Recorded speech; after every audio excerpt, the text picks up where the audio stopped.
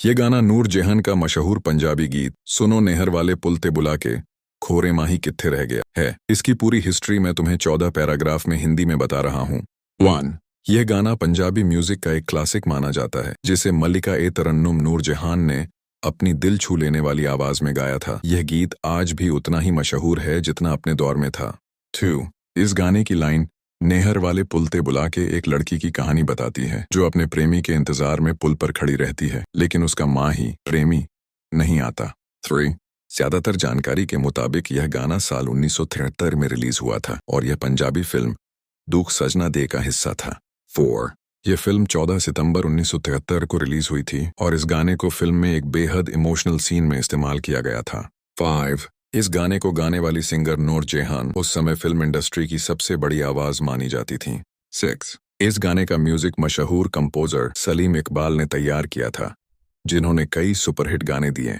Share गाने के बोल जाने माने गीतकार ख्वाजा परवाइज ने लिखे थे, जो पंजाबी शायरी के बड़े नामों में गिने जाते हैं। 8। यह गाना पहले फिल्म में आया, लेकिन बाद में इसे अलग अलग ऑडियो एल्बम और स्टेज शो में भी गाया गया, जिससे इसकी लोकप्रियता और बढ़ गई। 9। कुछ लोग इस गाने को पुरानी फिल्म दुपट्टा से भी जोड़ते हैं, लेकिन यह एक गलत फहमी है, क्योंकि उसी तरह के थीम वाले और भी गाने उस दौर में मौजूद थे। 10। बाद में इस गाने को कई कलेक्शन एल्बम्स में शामिल किया गया, जैसे ग्रेटेस्ट कलेक्शन, जिससे नई पीढ़ी तक भी यह पहुंचा। 11। यह गाना सिर्फ पाकिस्तान ही नहीं बल्कि भारत में भी काफी लोकप्रिय हुआ और आज भी दोनों देशों में इसे बड़े शौक से सुना जाता है। 12। सोशल मीडिया के दौर में खासकर टिकटॉक और इंस्टाग्राम पर इस गाने के कई वीडियो वायरल हुए, जिससे यह गाना फिर से ट्रेंड में आ गया। 13। इस गाने का असली मैसेज इंतजार, अधूरी मोहब्बत और टूटे हुए वादों की कहानी है, जो हर सुनने वाले के दिल को छू जाती है। 14। आज भी यह गाना एक टाइमलेस क्लासिक माना जाता है और नूर जहान की आवाज इसे हमेशा जिंदा रखेगी।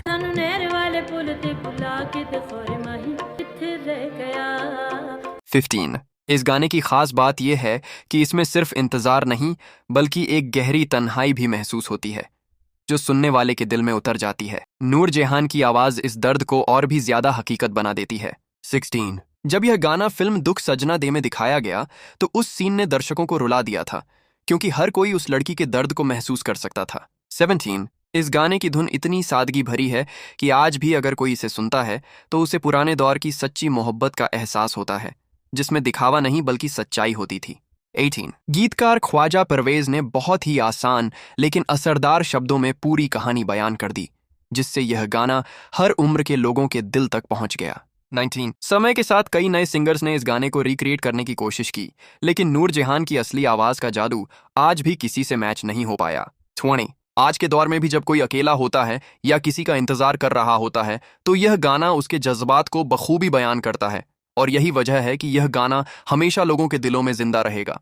प्यारे दोस्तों, जैसा कि आप जानते हैं कि मल्लिका तरन्नुम मैडम नूर जहान को दुनिया जानती है, आज भी दुनिया उनकी दीवानी है। लोग उनसे मोहब्बत करते हैं, उनसे प्यार करते हैं, उनके गाने बड़े शौक़ से सुनते हैं।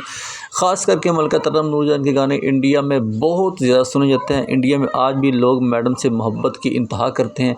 जब भी हम वीडियो अपलोड करते हैं तो लोग ऐसे कमेंट करते हैं कि हमारा दिल ठंडा हो जाता है। और पाकिस्तान के सिंध के लोग तो मैडम के दीवाने ऐसे हैं कि वो कोई भी मैडम की फ़ोटो हम लगा दें तो उससे इतनी मोहब्बत करते हैं, हज़ारों लाइक देते हैं।